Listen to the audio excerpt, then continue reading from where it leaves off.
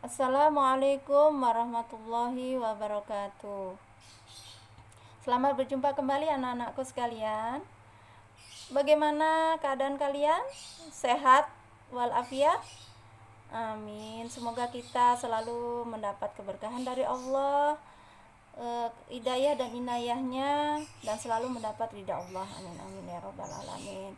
Baiklah, pada pagi hari ini sebelum kita mulai pelajaran, mari sama-sama kita berdoa dulu. A'udzu billahi minasyaitonir rajim. Bismillahirrahmanirrahim. Rabbi shrahli sadri wa yassirli amri wahlul 'uqdatam min lisani yafqahu qawli. Rabbi zidni ilma warzuqni fahma. Amin. Ya anak-anakku sekalian, pada pagi hari ini kita akan mempelajari pendidikan agama Islam untuk semester 1. Materi yang kita pelajari adalah iman kepada kitab-kitab Allah. Adapun kompetensi dasar atau kemampuan dasar yang ingin kita capai pada pembelajaran kali ini adalah: 1. Meyakini kitab suci Al-Quran sebagai pedoman hidup sehari-hari. Yang kedua, menunjukkan sikap toleran sebagai implementasi beriman kepada kitab-kitab Allah SWT. Yang ketiga, memahami makna beriman kepada kitab-kitab Allah SWT. Yang keempat, menyajikan dalil nakli tentang beriman kepada kitab-kitab Allah SWT. Dan definisi atau pengertian iman kepada kitab-kitab Allah Subhanahu wa taala yaitu meyakini dengan sepenuh hati bahwa Allah telah menurunkan kitab-kitabnya kepada para rasulnya. Dalil nakli atau dasar hukum tentang iman kepada kitab-kitab Allah yaitu tercantum dalam Quran surat An-Nisa ayat 136. A'udzu billahi minasyaitonir rajim. Bismillahirrahmanirrahim. Ya ayyuhalladzina aminu billahi wa rasulihi wal kitabilladzi nazzala ala rasulihi wal kitabilladzi anzala min qabl wa may yakfur billahi wa malaikatihi wa kutubihi wa rusulihi wal yaumil akhir faqad dhalla dhalalan ba'ida. Artinya, wahai orang-orang yang beriman, tetaplah beriman kepada Allah dan Rasulnya Muhammad, dan kepada kitab Al-Quran yang Allah turunkan kepada Rasulnya, serta kitab yang Allah turunkan sebelumnya. Barang siapa yang kafir kepada Allah, malaikat-malaikatnya, kitab-kitabnya, Rasul-Rasulnya, dan hari kemudian, maka sesungguhnya orang itu telah sesat sejauh-jauhnya. Ada 4 kitab yang harus kita yakini. Yang pertama, kitab Taurat diturunkan kepada Nabi Musa alaihissalam. Yang kedua, kitab Zabur kepada Nabi Daud alaihissalam. Yang ketiga, Injil kepada Nabi Isa alaihissalam. Dan yang keempat, Al-Quran kepada Nabi Muhammad sallallahu alaihi wasallam. Adapun suhuf diturunkan kepada suhuf diturunkan kepada 4 nabi, yaitu Nabi Idris alaihissalam menerima 30 suhuf, Nabi Syed alaihissalam menerima 50 suhuf, Nabi Ibrahim alaihissalam menerima 10 suhuf, dan Nabi Musa alaihissalam menerima 10 suhuf. Kitab Taurat diturunkan pada abad ke-12 sebelum Masehi kepada Bani Israel dengan bahasa Ibrani. Kandungan dari kitab Taurat dikenal dengan 10 perintah atau the 10 of commandment, yaitu 1. Perintah mengesahkan Allah Subhanahu wa taala. Yang kedua, larangan menyembah patung atau berhala.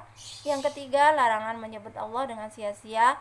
Keempat, larangan menjadi saksi palsu. 5. Larangan membunuh manusia. 6. Larangan berbuat zina. 7. Larangan mencuri. 8. Larangan memiliki hak orang lain.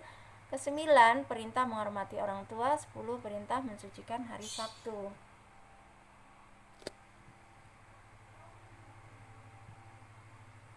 Kitab Zabur atau Makmur diturunkan di daerah Yerusalem atau Israel sekitar abad ke-10 sebelum Masehi. Menggunakan bahasa Kiti, kandungannya tentang zikir, doa, nasihat, hikmah, dan pujian kepada Allah SWT atas segala nikmatnya.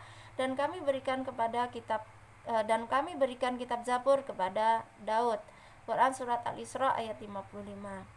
Kitab Injil diturunkan pada abad ke-1 Masehi di Yerusalem dengan bahasa Suryani. Kandungannya yaitu 1. Perintah untuk kembali mengesahkan Allah SWT. 2. Membenarkan keberadaan kitab Taurat.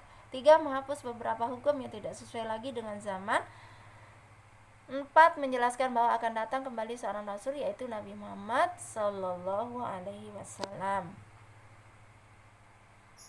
Al-Quran turun di Gua Hira, Mekah, tanggal 17 Ramadan 611 sampai 632 Masehi, abad ke-7 Masehi. Kandungan Al-Quran ada 7. Yang pertama, akidah atau keimanan atau tauhid. Yang kedua, akhlak atau perilaku. Ketiga, syariah atau hukum Islam. Keempat, fikih atau tata cara ibadah. Kelima, tarikh atau sejarah.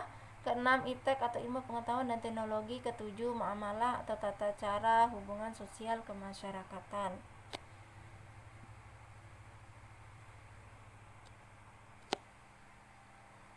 Perbedaan antara kitab dan suhuf. Yang pertama, suhuf adalah lembaran yang berisi firman Allah, sedangkan kitab adalah kumpulan dari suhuf atau lembaran-lembaran yang telah dibukukan. Jadi suhuf itu bagian dari kitab dan kitab itu adalah pembukuan dari suhuf. Adapun hikmah beriman kepada Allah SWT, yang pertama memberi petunjuk yang benar kepada manusia. Maksudnya dengan adanya kitab suci Al-Quran, dalam kitab itu terdapat petunjuk huda bagi manusia. Dengan adanya kitab bisa mengarahkan hidup kita menjadi ke jalan yang lurus. Kemudian yang kedua, sebagai pedoman hidup manusia, maksudnya di dalam Al-Quran itu semua tercantum hal-hal yang menyangkut kehidupan, ya, baik di dunia maupun di akhirat. Oleh karena itu Al-Quran sebagai pedoman hidup manusia. Jadi permasalahan apapun yang kita hadapi dalam hidup ini, kita kembalikan kepada Al-Quran. Yang ketiga, memberikan informasi sejarah agar mengambil hikmahnya. Dalam Al-Quran tercatat semua kisah-kisah para nabi dan rasul, begitu juga kisah-kisah sejarah dunia, terutama tentang masa-masa lampau, ya, masa Romawi, masa kejayaan Islam tercantum dalam Al-Quran. Kemudian yang keempat, membuat hati menjadi tentram ketika membaca Al-Quran. Al-Quran itu memiliki nama juga syifa. Syifa artinya obat atau penyembuh bagi kita. Kalau kita percaya bahwa Al-Quran itu sebagai syifa, obat, maka kita akan menjadikan Al-Quran sebagai penenang hati. Kemudian yang kelima, memiliki sikap toleransi dan saling menghargai sesuai dengan ajaran Islam. Yang keenam, mensyukuri nikmat Allah Subhanahu wa Ta'ala. Yang ketujuh, memotivasi kita untuk menambah ilmu pengetahuan. Karena dalam Al-Quran itu terdapat berbagai macam ilmu pengetahuan, baik yang sudah dibuktikan dan yang belum dibuktikan hingga saat ini. Selanjutnya,